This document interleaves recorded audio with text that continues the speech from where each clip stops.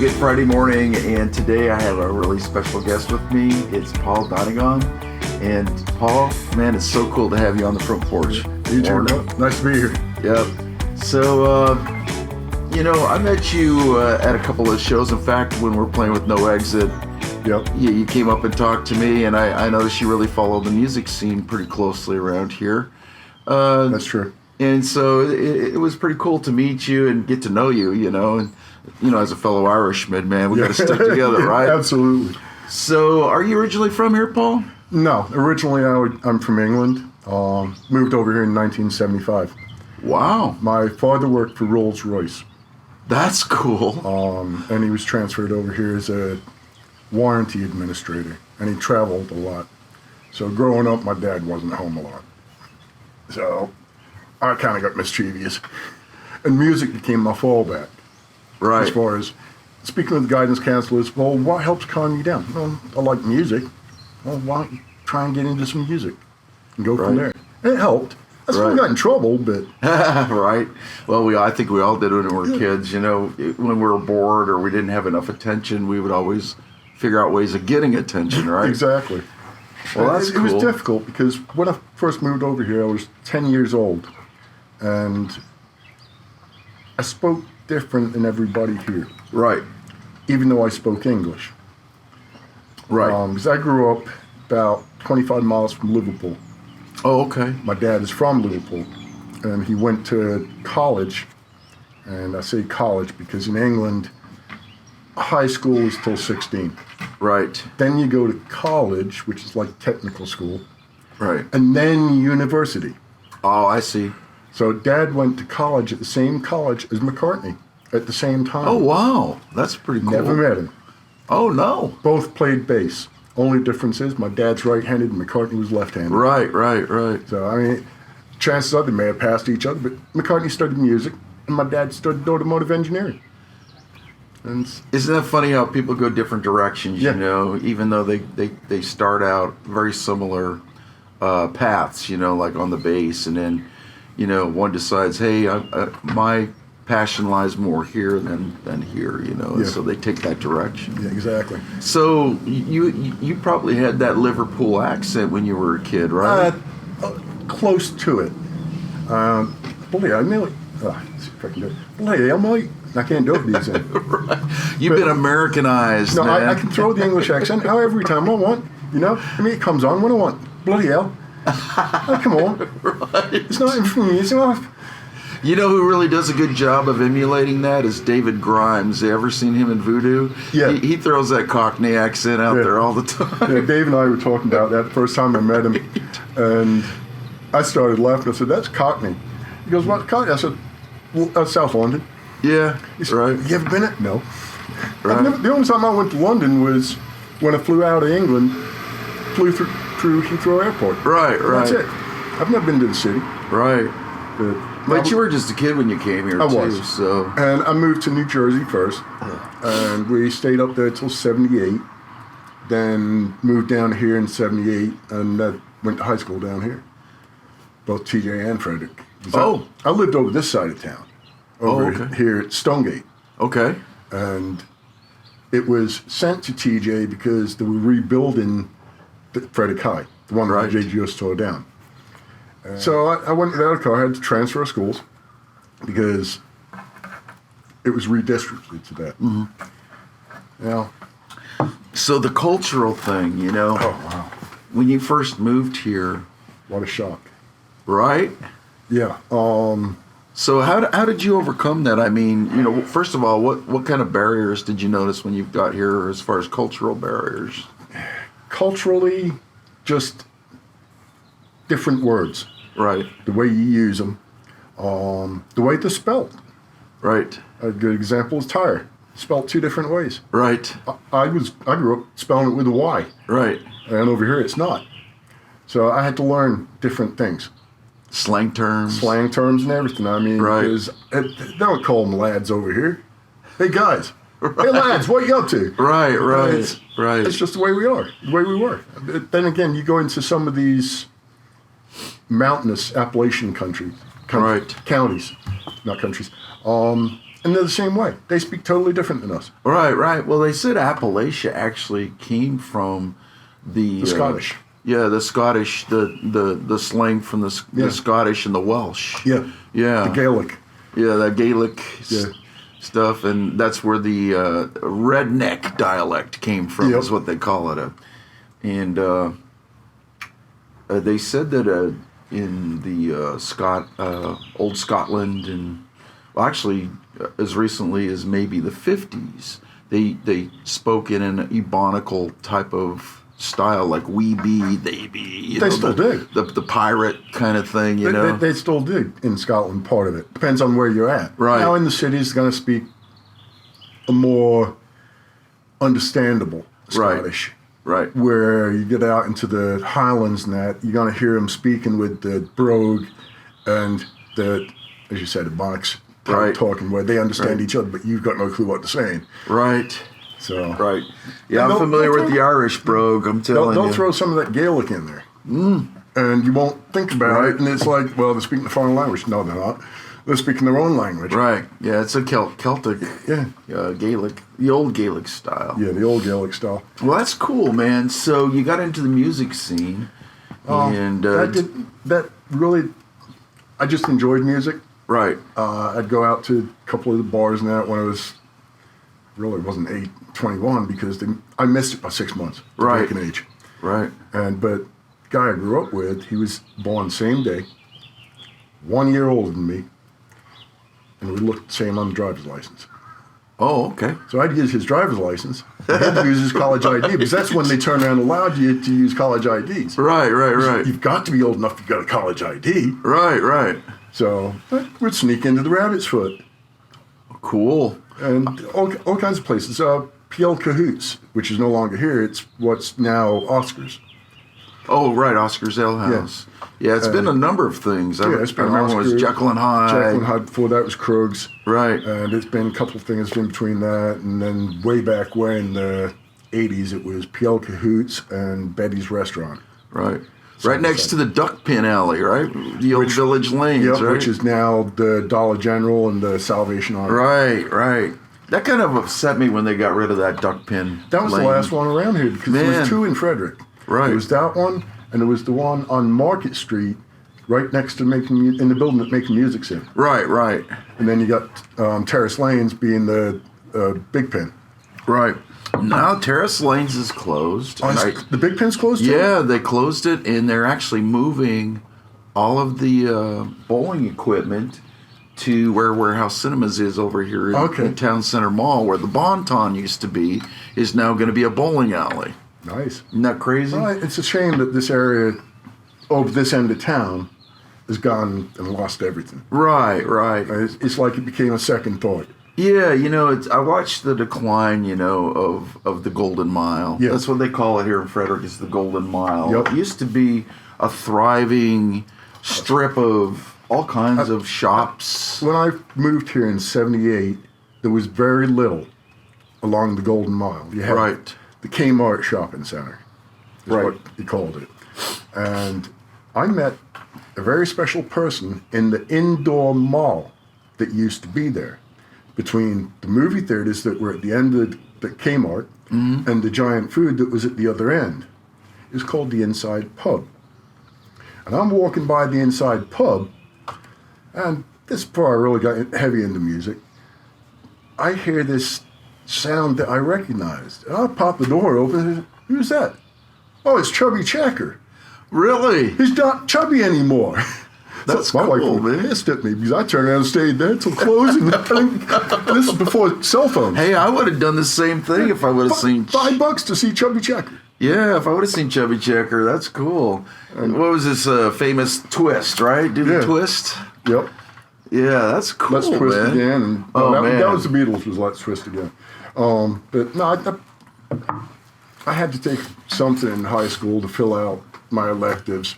I ended up taking guitar class. Oh, so you did play a little bit of guitar, huh? Until I broke my hand. Right. And it was my picking hand too. So I mean, just the motion of this. Yeah. I broke this bone right here. Oh wow! When I was in the military. So you served in the Army, huh? Yep. How many years? Just shy of a year. I screwed my knee up. Okay, yeah. And this was before they did therapy or anything. They put me in one of them wraparound soft casts on Right. crutches for 12 weeks. And then I still had to wear the soft cast for about another 12 weeks after that. Right. It was, we were supposed to be doing battalion competition where recognizing planes, tanks, and whatever. Right. And I turned around, because of the rain, we went to the gym. They gave us 3 choices: basketball, weightlifting, or racquetball. Right. I'm not that tall.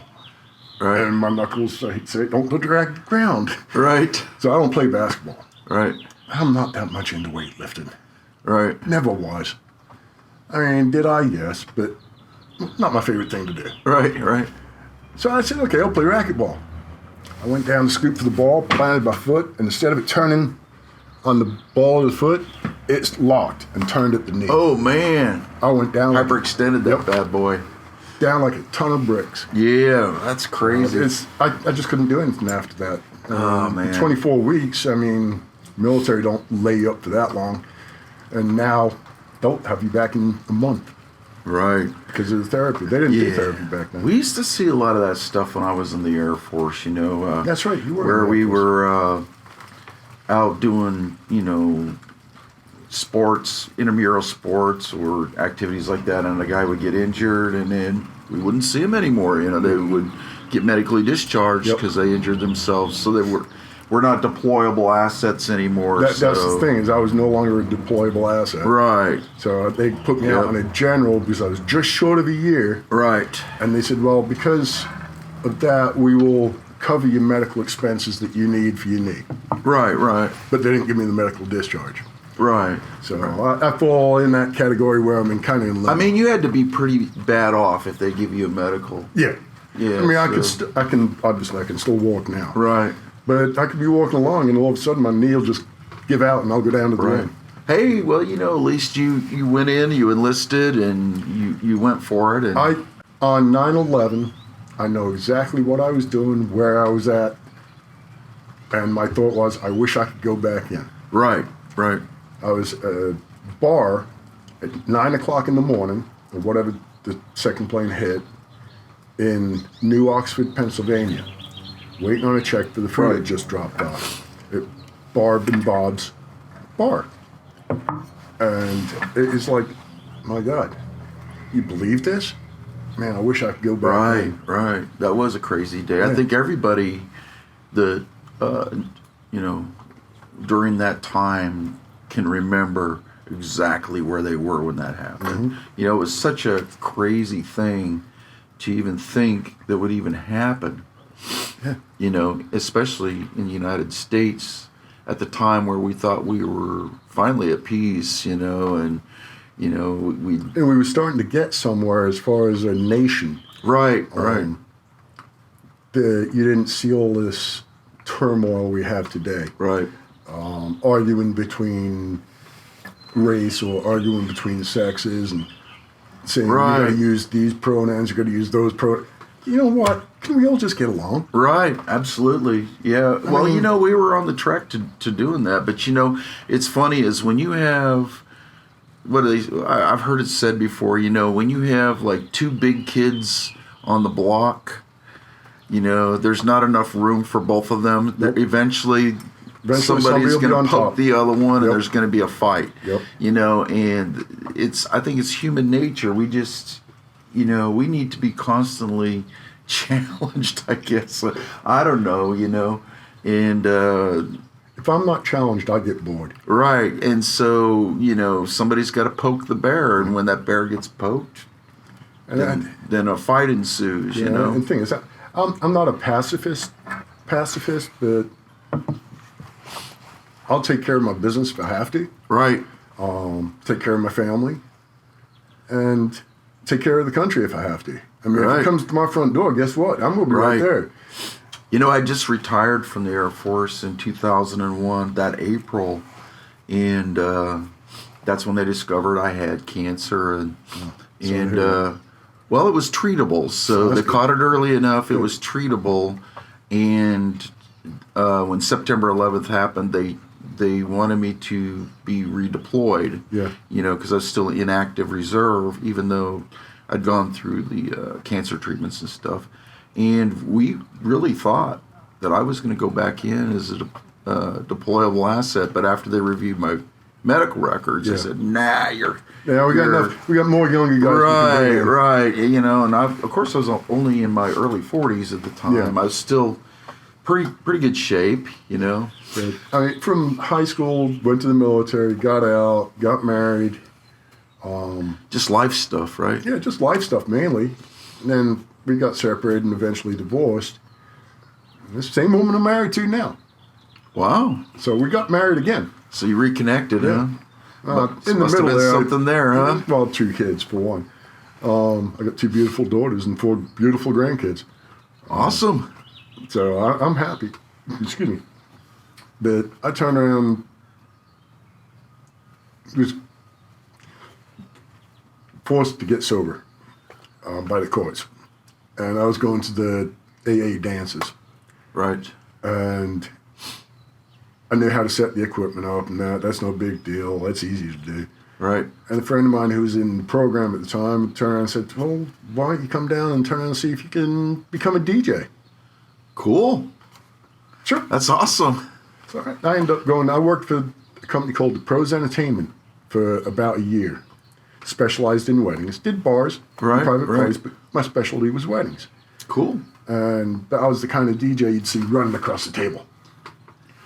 I turned around and went to the AA convention and I DJ'd it. 1,000+ people. Wow. That's great. And had 1,000+ people doing the conga line sober. And the chicken dance. Right. And the hokey pokey. Right. I didn't care. And I remember the song Doing the Butt? Yeah. Okay? Right. I put that on. I got on top of my table, turned my backside to the crowd, and started doing the butt. That's great. If you can't have fun doing it, why do it? Right, right. Yeah, well, you know, you don't need to get tore up to have No, a good time, you you know? don't. No, you know, it takes a lot of willpower for these guys that were alcoholics. I know a few people out there that are celebrating their sobriety with over 10 years. Yeah, Jay's got 23 or 24 years. Yeah, Jay, Austin King, yeah. Congratulations, Jay. Yep. I know he watches Way to go, these Jay. things. Yeah, he just celebrated that, as a matter of fact, and I think that's incredible that It is. you know these guys can do that. Enough. You know, my best friend from high school, Sam Valerio, and I've mentioned him a couple of times. You know, he played guitar in one of my earlier bands in high school, and then he eventually went on to play drums. His baby sister, Bridget Valerio, married Mark Kendall from Great White. Okay. And Mark actually has been sober, gosh, I can't remember how many years. I know it's like close to 14, 15 years. Maybe even more. I'm not quite sure. But he actually runs advocacy for guys to you know, support them as a sponsor. Yep. And it doesn't matter where you're at. No. You know, he will You need to actually talk, pick up the phone, give me a call. Right, he will actually sponsor you. Mark Kendall from Great White, you know, so if you're struggling with it and you need some inspiration, check out Mark Kendall. Mark Kendall does a lot of the advocacy for keeping people sober. And he has the little chips with the numbers on them. Yep. And so, you know, if you're looking for a sponsor or even just somebody to give you some guidance, Mark Kendall from Great White, man, he's totally into it, and he will not hesitate to reach out to you if you contact him and let him know, hey man, I'm struggling or I'm sober, you know, can you give me some tips? I'm sure he would be more than happy to do that. I've talked to him a couple of times, face to face, as a matter of fact, about this. It's great to know somebody who is of notoriety like that. Right. Because then people look and say, hey, if they can do it, I can do it. Right. I'm just a little guy. I mean, I go to work every day. I don't drink that much. I go in with a hangover and blah, blah, blah. Well, that's just as bad because all of a sudden now you're divorced because you can't tolerate it anymore. It does. It changes your life. It does. It puts you in a dark place. Yep. And it's hard to recover from that. A lot of guys don't. No. They go the opposite Yeah, direction. they continue on down that rabbit hole. Right. And unfortunately, you know, especially today's society, where we deal with a lot of suicide and a lot of overdosing on drugs, especially this fentanyl crisis. Oh, It's man. terrible. That's one reason I'm glad I quit using it. Right. Because, no thank you. I Right. mean, it's up to a certain point. If it had a name, I tried it. Right. And I'm not proud of that. But that's who I am, or who I was. Right. Well, it's good to have this kind of awareness, Yeah. out there, especially when we're reaching people out there that may be struggling with this, Sure. There's always a place you can turn to. There are friends. You can turn to me. Or me. Or turn to Paul. I have two members of my church. Keith Summers, who's in the Out of Line band, is a recovered alcoholic. Mm-hmm. Also, Sean Kelly, he's the drummer in our church band, the recovered alcoholic. And, if you ever need somewhere to turn, Grace Community Christian Church, GC3, has two guys there that you can talk to. There's plenty of people around. Right. Find somebody that you can relate to. Right. May have similar stories. They might be older than you. They might be younger than you. I still take what I learned and apply it to daily Right. life. And it helps get me through. Right. Because in the past 5 years, 6 years, I've struggled a good bit Right. because of my health. And Right. I lost my father, and then we lost my father. Yeah, life I mean, things happen. Things get and- thrown at you. Right. And I didn't lose my job per se. I couldn't return because of my health. Yeah, man. I had to silence my phone. Sometimes I forget to do that, technology and everything. But hey, now this is real. This is raw, man. And we're talking about some real life stuff today. And I'm so glad that we're bringing this stuff up. It's really important. Yeah, I mean, in the music industry, in general, there's a big problem with drugs and alcohol. Right. And it needs to be recognized. I know a lot of people that have gone through the program, they're in bands, and are now doing better. Right. And if you can look at people like that again and see how they've gone about doing it and apply it to yourself Right. and make the adjustments necessary, you can accomplish anything. Oh, absolutely, man. I mean, I got sober and I was working menial jobs, minimum wage jobs. right. And because I lost my job as a warranty administrator. Right. And I turned around, eventually, I ended up turning around and getting my CDL license Cool. and driving tractor trailer for See, a while. isn't that amazing? Yeah. I mean, you got to start on a new path. Yeah. When you get to that point where that path is cut off, a lot of people will just sit there and say, I don't know where to go now, But when you take that direction, where you want to straighten out and you look for that new path, and it's narrow. The new path is always narrow. Yep. It's not going to be an easy path to take. But, you take it. You start from the bottom and you work your way back up. One step at a time. That's right. And then eventually that hill starts to level out. I've got money in the bank. I got a freezer full of food that'll last me at least 4 months. There you go, man. And See? I've got a home I own. Yeah. And a car I own. Yeah. You can't So you're ask- living the dream, man. You can't ask for much more than that. That's right, man. And just went on vacation for 4 days down to Ocean City because my grandson was wrestling. So that's good to hear that, you worked your way up and got back into somewhat of a normal Yeah, lifestyle. exactly. That's cool. My health limits me on what I can do anymore because before I got sick, I was with Full Effect. Before that, I turned around and done work with Guilty in a Sense, which is Tommy Thunder. Right. I'd also, at Krug's Place, Dave, the owner, would call me, hey, Paul, can you run the soundboard for me tonight? That's cool. And I'd go over there, I'd run sound for him. That's on great. a Friday night or whatever, and free tab and food while I was there, and a couple bucks in my pocket. That's right. You mentioned that you knew Tommy Thunder Yeah. Chafee. I loved playing with that guy. Tommy Chafee, drummer, was our drummer in Huckleberry Hooch, which was kind of a red dirt, modern country, rock and country band.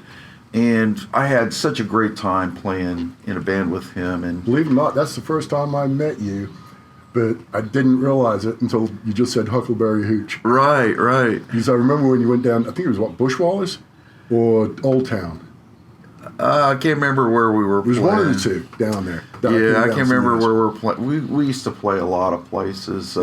I think one of my favorite places to play was at Benny's. We played at Benny's Pub in Hagerstown. That was probably one of my favorite places to play. We played at the Troubadour out in Berkeley Springs, and we played at the Hillbilly Heaven out there. Yep. You know, those typical places where you could get a really good country crowd. But I really liked the Hagerstown music scene. Just so much fun to play out there in Hagerstown. There's a lot of places up there. Frederick needs more.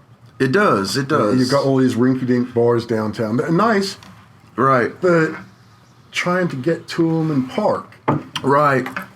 it's And they're insane. such small venues that you'd be good to have like a duo, a acoustic duo or a one man kind of show. Those work out great in those kind of venues. But some of the bigger bands, like my band No Exit, Everrise, Motor Smoke. those big There's ones. no way. You can't bring them in we small need places. some bigger venues around here, definitely. And I know the Hagerstown music scene is actually accommodating a lot of those type of bands. I mean, which is BSR, really cool. was it BSAR? BRSA, whatever. Blue Yeah. Ridge Sportsmen's Association. I'm actually a member there, and their stage is incredible. I haven't love been it. up there yet. I want to go up there one time. Oh man, it's awesome. They have their own back. All you do is provide your back line. They have their own sound and lights. Nice stage. They even had the wedges out front. If you want to use wedges, they have them. Yeah, Frederick definitely needs something. Like Yeah, it's amazing. I mean, it used to be Exhale, and you'd get national acts coming in. Right, I remember where Exhale was. That's what Eddie Money there, Rat, Pat Benatar, Blue Oyster Cult. I've seen quite a few bands there, and it's a shame that it got closed down by somebody who turned around was against music.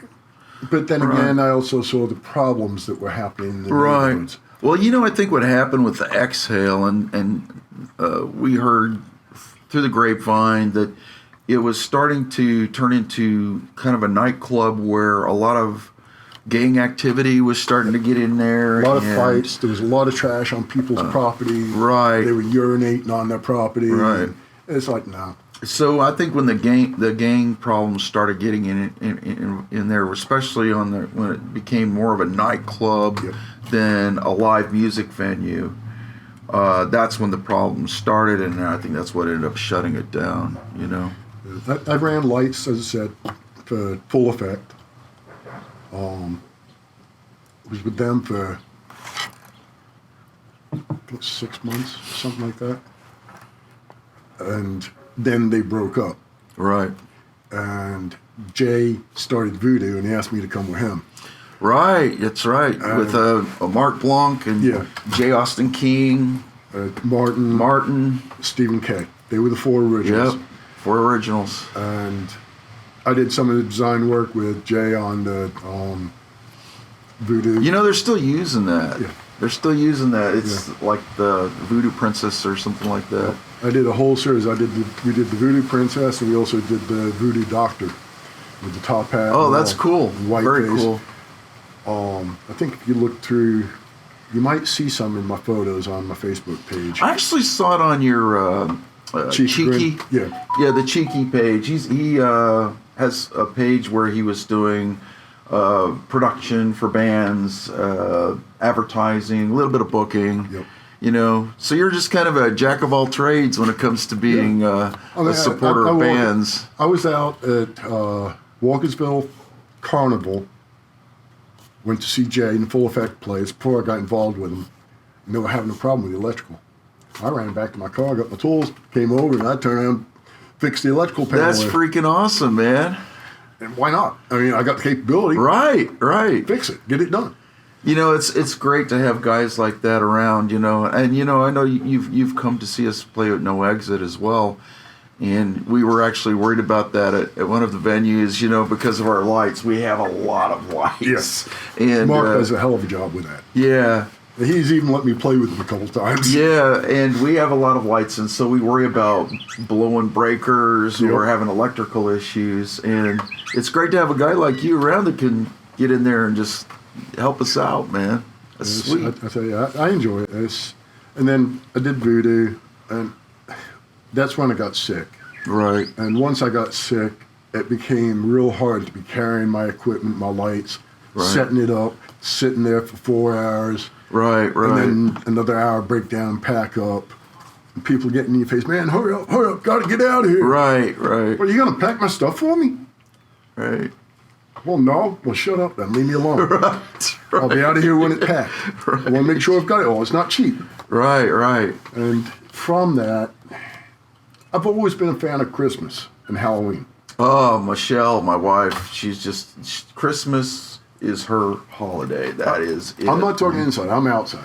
Yeah, well, it doesn't matter if it's outside, inside, up on the roof. It doesn't matter. She's totally into it. I've got about $6,000, maybe $7,000 worth of lights that I'll have this year on the house. Oh, wow, that's cool. And a freestanding light tree that'll have about 1,000 pixels on it. Cool. Gonna synchronize with music and stuff like synchronize that? to the music, programmed to the music. Oh, that's sweet. Singing faces that will sing to the song. Oh, that's so cool. We're gonna geek out over Christmas lights, guys. Turn around. I tell you,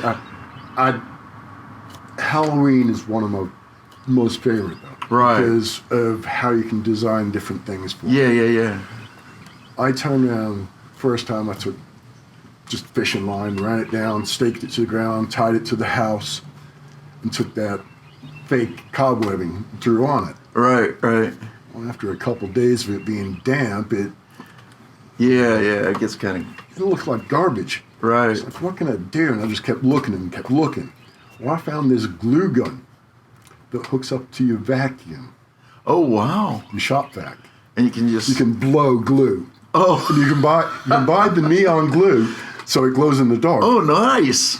So I set that up. I've got like 2 or 3 webs that I build. I've got Man, tombstones. super creative guy here, man. And then I've got my fog machine sits behind my bushes, and it's an iced one. Right. So it stays low on the ground like a graveyard. Oh, man. We got to come check your place out. Absolutely, man. You're more than welcome to stop by anytime. Got a really good treats that you give out, man? And we just buy the big bag. Candy? Yeah, big bags of candy. Yeah, I remember the days when we were kids back in the 60s, Pillowcases. 70s, where you actually had neighbors that would give out like baked treats and stuff like that. And it was late 80s when they suggested stop doing that because people were putting razor blades and stuff. Right, you know, it's terrible that we had to go through all of that, you know, because people just can't be civil to other people, you know. And we had this one woman that lived down the road from us. I'll never forget. She made these big, like, Cinnabon size cinnamon rolls, man. And that's what she gave out at Halloween, man. And we were like lined up at her house, man. And she would have trays and trays of these things, man. I remember that. But she would remember. You already got one. Yeah, she would remember every kid that came up. Yep. You already had one. You go away. You know, there was always accountability. You know. Yeah, when we used to turn into pillowcase, come back with a full pillowcase, dump it out, and go back out again. I know, isn't that crazy? Change costumes. Fill up a pillowcase full of candy, and then you never ate it all. No, it went to waste. Petrified over and throw it away. Because it was like hard as stone, you know. You remember Sugar Daddies? Yeah. Crack. Yeah. Where's the hammer? Like glass, man. Yep. They were like glass. Well, that's really cool that you take that lighting skill and put it I've had a couple on the house, man. Start to ask me what's involved with it and would I be interested in doing it for them. And I said, well, I can hang the stuff. And I can direct you where to buy the songs that are already programmed. Right. Because one song can take you up to 40 to 80 hours. Right. Depending on how many props you have. Right. And the complexity of the song. Right, because you got to program everything in on a timeline. Yep. And make sure they're all synced with the notes and the music and everything else. And then same with singing faces. Right. You have to program them separately and then enter it into the sequence that you're doing. Now I've seen some artificial intelligence things that actually can pick up the voices in the music and then make shapes to be the shape of the mouth. It's kind of like that, but it's not artificial intelligence. I'm the one actually programming it. Right. What I do is I turn around, find the words for the actual song I'm using, that version. Right. Not just any words. It has to be that version so Right. it matches up with the music, obviously. And I'll scan those words into a sub-program that then will take them and change them into what's called phonemes. Right. Which breaks down Gives you the word. shapes of the vowel sounds And and, then things each like that. phoneme is associated with the shape on the singing face. Oh, that's cool. So once you turn around, get the words in there and get the phonemes in, it's then a matter of fine detail of making it look where it's actually exactly synchronized. If you're a perfectionist, Right. I'm not that perfectionist. I mean, I'll do a good job, Right. and it'll work right, and it'll look good. Man, I can't wait to see it. It sounds like it's gonna be so cool, man. I Definitely gonna be driving by your house this I winter. just bought a 3D printer because I wanted to buy them. They're like a stanchion, about 2 inches, with a 1/2 inch, 3/4 circle to snap a piece of PVC in Right. and attach to the house. Well, for as many as I need, it was cheaper to buy the 3D printer Right. and make them myself. You know, isn't that amazing? You know, if we want to fabricate something that you can't find or it's hard to find, you can actually just get a 3D printer and make a 3D model of what it is you want and print it out, and you actually have that part. That's just Now, there is a learning curve to it. I know there's a learning curve because you got to know how to do 3D modeling and all and all then that the other CAD stuff. software. Right, and then get it to talk to the printer and everything else. But man, Again, it's fun. it is. It's great stuff, you know. And I saw a guy do a 3D printed gearbox where the gears inside the box actually worked, where they all meshed, but it was all printed at the same time. Isn't that amazing? A working piece of machinery can be printed. You can print that like that, or print them as individuals and snap it together. Right. You can do articulated snakes. Yeah, I've in one seen piece. those. It's amazing, just You can amazing. build parts for your car. Depends on the size of your printer. Right. I mean, I only got the small one, but it's big enough for what I need. It's amazing to me that the technology these days, and I'm sure it's even going to ramp up even further in the next 10 years.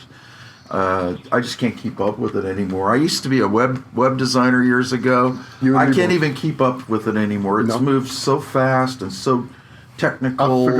I've forgot more than what is out there now. Right.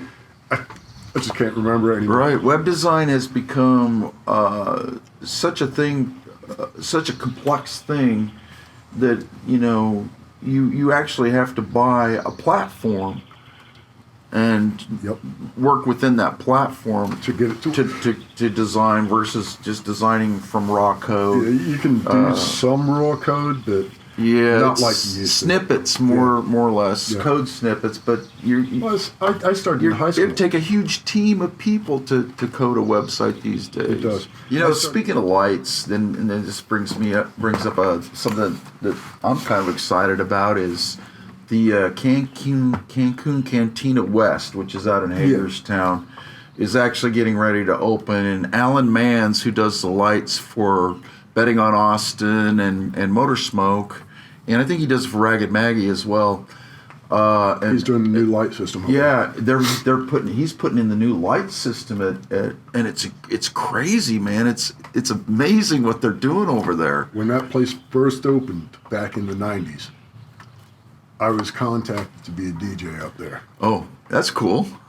Unfortunately, I got beat out by somebody who was more of a club DJ than me. Right. Hey, at least I got the opportunity. That's awesome, man. And I got to do a little bit of a show in front of the staff. You know what's funny is I met Michelle, my wife, at Cancun Cantina out in Odenton. Okay. That's where I met her. I met her at the Cancun Cantina. I just got stationed here from San Antonio, Texas. and my best friend and I were looking for a place that was close to home. You know, that good Texas vibe, right? Yep. And it was the Cancun Cantina, and it's just amazing. And I met Michelle there. She was playing pool, and she's a really good pool player, by the way. And So is Elizabeth. yeah, I know. It's amazing.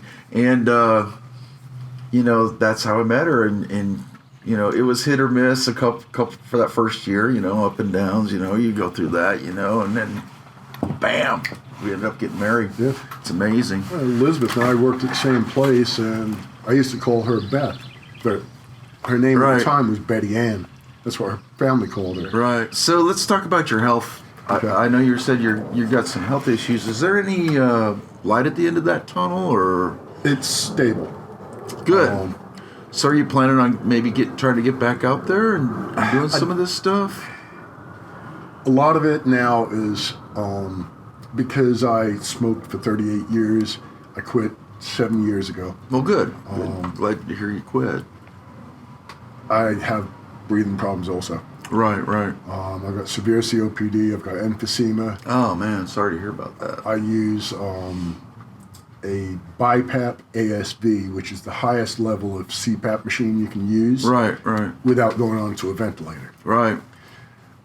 But last time I spoke with my pulmonologist, he said, your numbers are looking real good, Well, good. so we might retest you and step you back down, Right. which is great. I hate wearing the mask. Oh, I hear you, man. I mean, But if it helps, it man. does. I get better restful sleep. It was to the point I was stopping breathing 30 times an hour. Wow. Yeah. Well, it's a good thing you got that 30 CPAP. plus, yeah, it does help. Yeah. Any plans for the future? I'm doing some woodworking at the house for personal stuff. Getting ready. I bought 2 by 12 by 10 foot oak that I'm gonna build my own farm table, kitchen table. Do some stuff like that. See how it turns out. If somebody wants one built, maybe you can make a pretty penny off of them. Cool. We'll see what happens. Well, that sounds good, man. I love working with wood. I actually build guitars and stuff. And I saw that. I thought Yeah. about doing that. But I don't know so much about the electronics with guitars and bass. you know, and you're more stuff. than welcome to come over. We could actually work on a project together. That sounds I got good. a We'll couple do of that. really cool projects coming up this summer. I'm going to build an acoustic bass this summer. Maybe you can help me out, bending the wood and Sounds and good. doing all that stuff. You're more than welcome. That'd be a cool collaborative Yeah, project it would. I'm for gonna see where we us. go with it. Well, that's awesome, man. Well, man, I'm so glad you joined me on the front porch today. Yeah. It was good talking to you about Absolutely. life and music, and you know, it's amazing how it all brings us together. Yeah, And different people from different parts of the world that have things in common. that's right. So, you know, thanks, Paul. I appreciate you joining us. Thanks for And asking me. I thank you for joining us today. And just remember, we got the weekend coming up. Check out the Razzle Report for the live shows in our area. Also, go to Frederick MD Area Live Music on Facebook. Everybody posts to that group. I started that group specifically for the music scene in Frederick. Fantastic. We'll put a link to that, and if you go down to the more at the bottom, we'll put a link to that, and check it out, and we're going to get you to those venues. All right, guys, keep on rocking. God bless, and have a great weekend.